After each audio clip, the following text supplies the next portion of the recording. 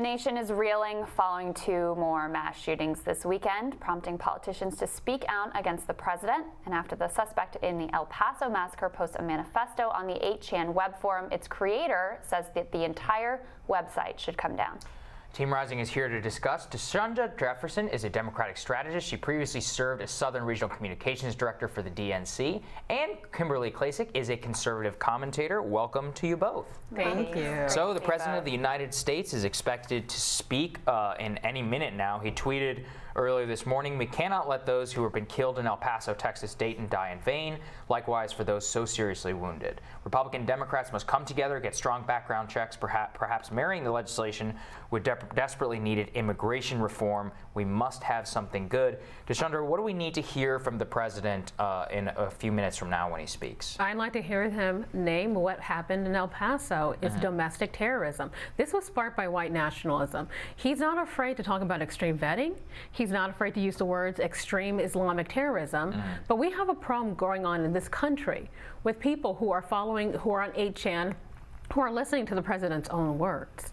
I want to hear him call this what it is. I think I agree with you. What do you think, Kim? Kimberly? Yeah. Well, I think some of the media and these social platforms are to blame, actually. But I think it's not just one-sided. I think sometimes, think about it. This came after a week of calling everyone that called out the filth in Baltimore racist, right? If you use the word infested, you're racist. I think CNN did a hit piece on me and told me that I was racist, even though I am black. And so I think it's both sides that are being so polarizing, and maybe we should take a look at both. This is something that I do think is part of the problem, which is that if you brand everybody who agrees with immigration restriction white nationalists, then it cheapens the word and it makes it and turns it into a political decision of whether you call something or not. I have no problem calling this terrorist a white nationalist terrorist. However, you're right that people in the media have branded anybody who believes in immigration restriction white nationalists. So it's actually very incumbent on everybody to use responsible rhetoric on that. I think that we're getting a little overly broad when we're calling everyone. If you disagree with what's going on in Baltimore,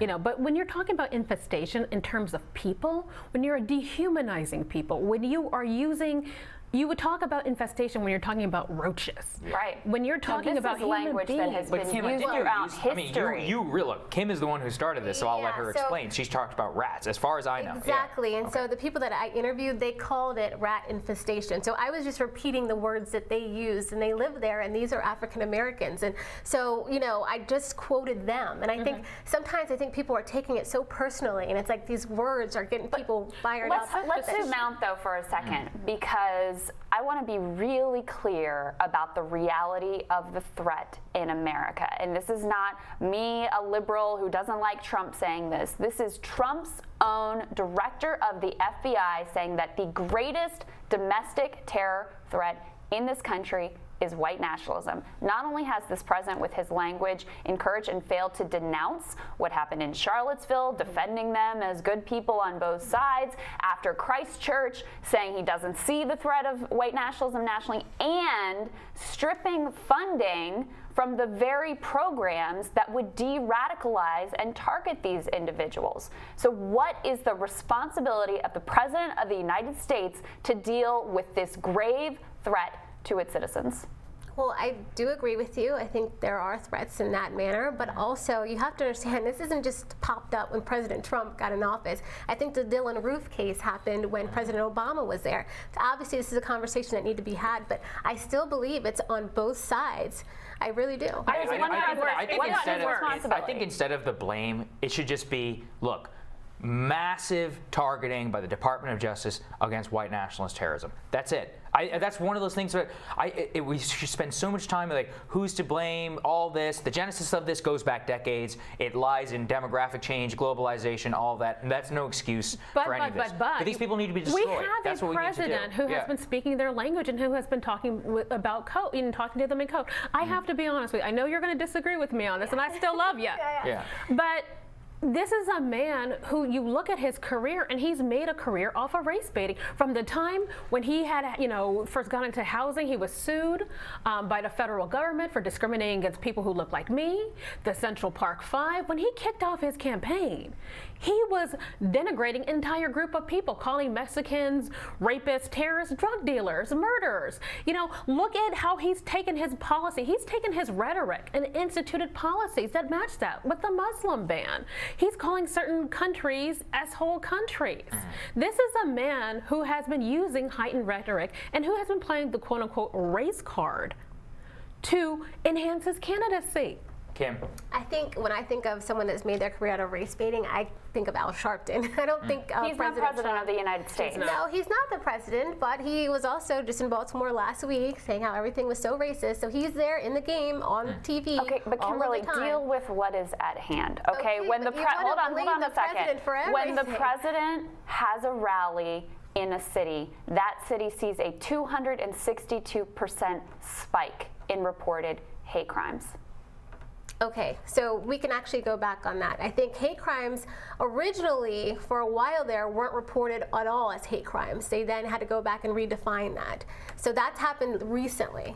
But we can maybe pull that. When it comes to hate crimes, it's also in dispute about the types of anti-Semitic attacks. Let me just. I don't think that's the best thing that we need to get. I just want to know though, what do you want to hear from him, and what do you expect to hear from him? What is his role? What should he say? He tweeted out a great tweet, and I think he's going to take charge in this situation. This is not some time to say, oh yes, this is a blame game. He can say that, but guess what? I'm not him. I can't speak for him. Do you want to hear that from him, though? I don't care to hear that from him. No. But why? I'm just curious because you and I, opposite sides of the aisle. Why do you not feel that you need to hear that? I don't look to my president to bring this kumbaya movement. I look for a president to lead, and I think that might be the difference here. I think sometimes, and President Obama, he was really good at being politically correct. He was really good at making people feel good, but that's not what I look for in a leader. Leading to me is making sure that you reach out to all segments of society. When you are using rhetoric that is charged, that incites hate, that people who are white supremacists see as code, that is problematic for me. He needs to name this problem, because if he can talk about Islamic terrorism, if he can name that, he needs to name this. See, and I actually agree. I don't think there's not a political judgment to call it white nationalist terrorism. It's a simple state of fact.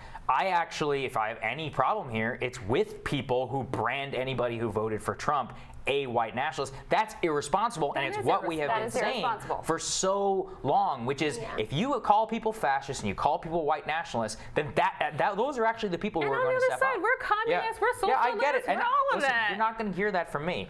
And I think that is the main thing that we need to get at here is honesty in the state of fact, lack of politicization, and actual just acting on this. I do think it's irresponsible that how long did it take for the moment the shots were fired for people to immediately call for banning guns? I don't think that's a responsible or rational way in order to respond to this. But this isn't the first time, obviously, that we've had a mass shooting and we've had a conversation about guns and nothing has happened. I mean, the president now is talking about background checks, maybe, but I'm very doubtful that anything will change there. So it's not like we need to gather more facts and evidence. We know about weapons of war on American streets. We're not having a conversation. We have a Second Amendment in the country. But we also had a ban on assault rifles that should be put back in place. Under the current Heller ruling by the Supreme Court, it's extraordinarily unlikely. I want to pause though the gun debate because I want to get to this role of 8chan. Right, the El Paso shooter posted an anti-immigrant screed talking about a Hispanic invasion of Texas before going on this massacre, largely of Hispanics at a Walmart in El Paso. The founder of 8chan says that the whole website should be taken down. The cloud server that was Cloudflare that was hosting 8chan has withdrawn their support. So as far as I know, it's down this morning. It will be down. Yeah. But what should be the tech response? Because not just 8chan, but Twitter's been afraid to really be aggressive about white nationalism, right? They're afraid that it will be seen as bias against the right. How should they deal with it? Well, they did the same thing with ISIS. That was always the issue here, was that these tech companies are so slow in order to police the hatred on their own platform. I mean, it took the federal government basically coming in. Should they do the same thing with white nationalists? I agree. Yeah. I agree. You're not going to. No, I don't. You don't have to defend them. I'm not looking for you to defend them. What do you think, Deshundra? Obviously, I agree. You know, and here's the problem. I get that people don't want to be seen as censors. I get that we have free speech, but we have to be careful. Threats are not free speech. They're not protected speech. And you know, while I may find certain people's views repulsive, they have the right to express whatever they want. But when it comes to threatening or talking about violence, inciting violence, that's wrong, and that needs to go. And that's the problem with, you know, sites like 8chan. You know, these are people who are propping each other up. You know, they're talking about what they're going to do, and they're encouraging violence. Yeah, the real issue is just we'll take a quick break after this, which is just a deep nihilism that exists on the internet, and which an irony about things, the dehumanization of people, and it's something that was something the product of the very earliest days of the internet itself. But now it's real. And everybody who participated in that needs to ask questions about how it came to be that somebody thought it was funny to live stream an attack in Christchurch, New Zealand against Muslims. And that is something that the sites themselves need to reckon with. But stay put. Let's take a quick break.